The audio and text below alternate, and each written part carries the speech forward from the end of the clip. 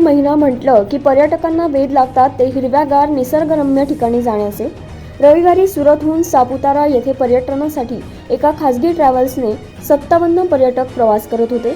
पर्यटन स्थळावरून पुन्हा परतत असताना पर्यटकांच्या ट्रॅव्हल्सला सापुतारा घाटात सदर ट्रॅव्हल्स चालक एका ट्रकला ओव्हरटेक करून पुन्हा एका कारला ओव्हरटेक करण्याच्या नादात ही ट्रॅव्हल्स थेट दरीत कोसळली। या अपघाताची संपूर्ण घटना ट्रॅव्हल्समधील एका पर्यटकाच्या मोबाईल कॅमेऱ्यात कैद झाली आहे।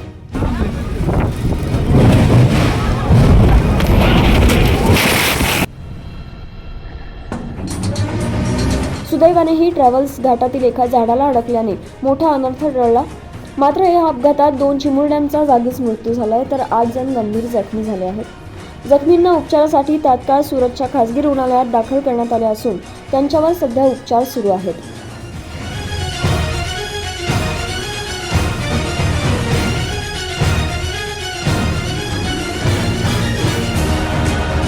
9 न्यूज महाराष्ट्र ब्युरो, सापुतारा।